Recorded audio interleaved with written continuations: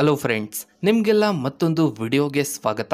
Friends, Prajwal Revanna ವಿಡಿಯೋಗೆ ಸಂಬಂಧಪಟ್ಟ ಹಾಗೆ ಸಾಕಷ್ಟು ಹೋರಾಟಗಳು ಚರ್ಚೆಗಳು ನಡೀತಾ ಇವೆ. ಇನ್ನು ಮತ್ತೊಂದು ಕಡೆ ಪ್ರಜ್ವಲ್ ರೇವಣ್ಣ ಚುನಾವಣೆಯಲ್ಲಿ ವೋಟಿಂಗ್ ಮಾಡಿ ದೇಶವನ್ನೇ ಬಿಟ್ಟು ಓಡಿ ಹೋಗಿದ್ದಾನೆ. ಸದ್ಯಕ್ಕೆ ಪ್ರಜ್ವಲ್ ರೇವಣ್ಣ ಎಲ್ಲಿದ್ದಾನೆ, ಯಾವ ದೇಶದಲ್ಲಿದ್ದಾನೆ ಅನ್ನೋ ಬಗ್ಗೆ ಸಣ್ಣ ಸುಳಿವು ಕೂಡ ಸಿಕ್ಕಿಲ್ಲ. ಇದೆಲ್ಲ ಒಂದು ಕಡೆ ಆದರೆ ಮತ್ತೊಂದು ಕಡೆ ಸೋಷಿಯಲ್ ಮೀಡಿಯಾದಲ್ಲಿ ಇನ್ನೂ ಸಾಕಷ್ಟು ಜನರು ಈಗ ಲೀಕ್ ಆಗಿರುವಂತಹ ಫೋಟೋಗಳು ಹಾಗೆ ವಿಡಿಯೋಗಳು ಫೇಕ್ ಅಂತ ಹೇಳ್ತಾ ಇದ್ದಾರೆ. ಪ್ರಜ್ವಲ್ ರೇವಣ್ಣರನ್ನ ಸಮರ್ಥನೆ ಮಾಡ್ಕೊಳ್ತಾ ಇದ್ದಾರೆ. ವಿಡಿಯೋದಲ್ಲಿ ಇರೋದು ಪ್ರಜ್ವಲ್ ರೇವಣ್ಣ ಅಲ್ಲ ಅಂತ ಸೋಷಿಯಲ್ ಮೀಡಿಯಾದಲ್ಲಿ ಚರ್ಚೆಯನ್ನ ಮಾಡ್ತಾ ಇದ್ದಾರೆ.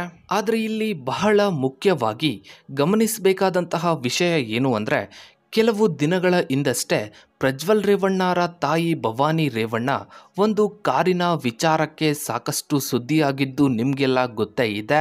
ಭವಾನಿ ರೇವಣ್ಣ ಚಲಿಸುತ್ತಿದ್ದ ಕಾರಿಗೆ ಬೈಕ್ ಸವಾರನೊಬ್ಬ ಡಿಕ್ಕಿ ಹೊಡೆದ ಅನ್ನೋ ಕಾರಣಕ್ಕೆ ಭವಾನಿ ರೇವಣ್ಣ ಆ ಸವಾರನಿಗೆ ಅಂದರೆ ಬೈಕ್ ಸವಾರನಿಗೆ ಯಾವ ರೀತಿ ಮಾತನಾಡಿದ್ರು, ಆ ವ್ಯಕ್ತಿಯ ಜೊತೆ ಯಾವ ರೀತಿ ನಡೆದುಕೊಂಡ್ರು ಅನ್ನೋದನ್ನು ಎಲ್ಲರೂ ಕೂಡ ನೋಡಿದ್ರು. ಸೋಷಿಯಲ್ ಮೀಡಿಯಾದಲ್ಲೂ ಕೂಡ ಆ ವಿಡಿಯೋ ಸಾಕಷ್ಟು ವೈರಲ್ ಕೂಡ ಆಯಿತು. ಕೇವಲ ಒಂದು ಕಾರಿನ ವಿಚಾರಕ್ಕೆ ಭವಾನಿ ರೇವಣ್ಣ ಆ ವ್ಯಕ್ತಿಗೆ ಯಾವ ಮಟ್ಟಕ್ಕೆ ಬೈತಾರೆ ಅಂದರೆ, ಸುತ್ತಮುತ್ತ ಜನ ನಿಂತಿದ್ದಾರೆ, ವಿಡಿಯೋವನ್ನು ಮಾಡ್ಕೊಳ್ತಾ ಇದ್ದಾರೆ. ಇದು ವೈರಲ್ ಆಗುತ್ತೆ ಅಂತ ಗೊತ್ತಿದ್ರೂ ಕೂಡ ಆ ವ್ಯಕ್ತಿಯ ಮೇಲೆ ಜೋರಾಗಿ ಕಿರುಚಾಡುತ್ತಾ ಕೆಟ್ಟ ಕೆಟ್ಟ ಭಾಷೆಯಲ್ಲಿ ಬೈತಾರೆ. ಅಷ್ಟು ಚಿಕ್ಕ ವಿಚಾರಕ್ಕೆ ಆ ಮಟ್ಟಕ್ಕೆ ಕಿರುಚಾಡಿದ ಭವಾನಿ ರೇವಣ್ಣ ಈಗ ಅವರ ಮಗನಾದ ಪ್ರಜ್ವಲ್ ರೇವಣ್ಣ ವಿರುದ್ಧ ಇಷ್ಟೆಲ್ಲ ಆರೋಪ ಬಂದರೂ ಕೂಡ ಸೈಲೆಂಟ್ ಆಗಿ ಇದ್ದಾರೆ ಅಂದರೆ ಯಾಕೆ ಅಂತ ನೀವೇ ಅರ್ಥ ಮಾಡ್ಕೊಳ್ಳಿ. ಒಂದು ವೇಳೆ ಈ ವಿಡಿಯೋಗಳೆಲ್ಲ ಫೇಕ್ ಆಗಿದ್ರೆ, ಎಡಿಟಿಂಗ್ ಮಾಡಲಾಗಿದ್ರೆ, ಸ್ವತಃ ಭವಾನಿ ರೇವಣ್ಣರೇ ಮಾಧ್ಯಮಗಳ ಮುಂದೆ ಬಂದು ಇದರ ಬಗ್ಗೆ ಮಾತನಾಡ್ತಾ ಇದ್ರು. ಇದರಲ್ಲಿ ಪ್ರಜ್ವಲ್ ರೇವಣ್ಣದು ಯಾವುದೇ ತಪ್ಪಿಲ್ಲ, ಈ ಆರೋಪಗಳೆಲ್ಲ ಸುಳ್ಳು ಅಂತ ಹೇಳ್ತಾ ಇದ್ರು.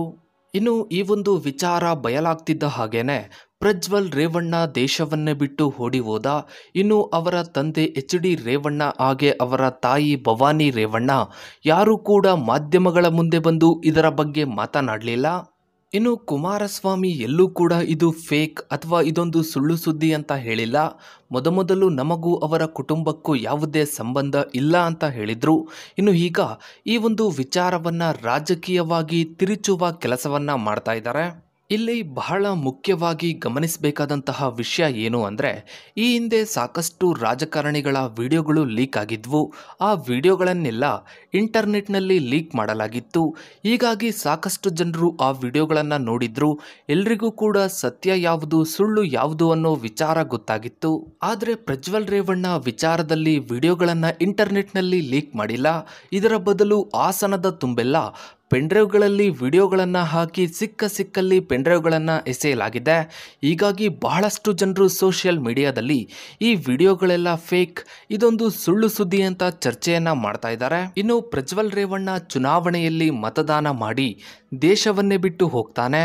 ಮೊದಮೊದಲು ಪ್ರಜ್ವಲ್ ರೇವಣ್ಣ ಜರ್ಮನಿಗೆ ಹೋಗಿದ್ದಾನೆ ಅನ್ನೋ ಒಂದು ಸುದ್ದಿ ಇತ್ತು.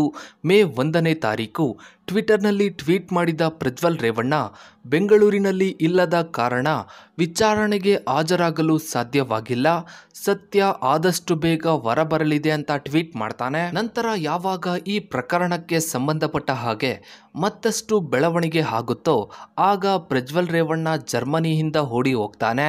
ಜರ್ಮನಿಯಿಂದ ದುಬೈಗೆ ಹೋಗಿದ್ದಾನೆ ಅನ್ನೋ ಒಂದು ಸುದ್ದಿ ಇತ್ತು. ಆದರೆ ಈಗ ಪ್ರಜ್ವಲ್ ರೇವಣ್ಣ ಎಲ್ಲಿದ್ದಾನೆ ಅನ್ನೋ ಬಗ್ಗೆ ಸಣ್ಣ ಸುಳಿವು ಕೂಡ ಇಲ್ಲ. ಒಂದು ವೇಳೆ ಸೋಷಿಯಲ್ ಮೀಡಿಯಾದಲ್ಲಿ ಈಗ ಚರ್ಚೆ ಆಗ್ತಿರೋ ಹಾಗೇನೆ ಈ ವಿಡಿಯೋಗಳೆಲ್ಲ ಸುಳ್ಳು ಅನ್ನೋದೇ ಆಗಿದ್ರೆ ಪ್ರಜ್ವಲ್ ರೇವಣ್ಣ ಯಾವ ಕಾರಣಕ್ಕೆ ದೇಶವನ್ನ ಬಿಟ್ಟು ಓಡಿ ಹೋಗ್ತಾ ಇದ್ದ?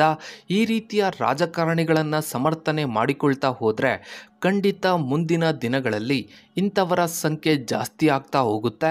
ಇನ್ನು ಇದರ ಬಗ್ಗೆ ನಿಮ್ಮ ಅನಿಸಿಕೆ ಅಭಿಪ್ರಾಯಗಳನ್ನು ತಪ್ಪದೇ ಕಮೆಂಟ್ ಸೆಕ್ಷನಲ್ಲಿ ಕಮೆಂಟ್ ಮಾಡಿ. ಹಾಗೆ ವಿಡಿಯೋಗೊಂದು ಲೈಕ್ ಮಾಡ್ತಾ ವಿಡಿಯೋನ ಆದಷ್ಟು ಎಲ್ಲ ಕಡೆ ಶೇರ್ ಮಾಡಿ. ನೀವಿನ್ನು ನಮ್ಮ ಚಾನಲ್ಗೆ ಸಬ್ಸ್ಕ್ರೈಬ್ ಆಗಿಲ್ಲ ಅಂದರೆ ಕೆಳಗಡೆ ಕಾಣೋ ಸಬ್ಸ್ಕ್ರೈಬ್ ಬಟನ್ನ ಕ್ಲಿಕ್ ಮಾಡಿ. ಹಾಗೆ ಪಕ್ಕದಲ್ಲಿ ಕಾಣೋ ಬೆಲ್ ಐಕನ್ ಕೂಡ ಕ್ಲಿಕ್ ಮಾಡಿ. Thanks for watching.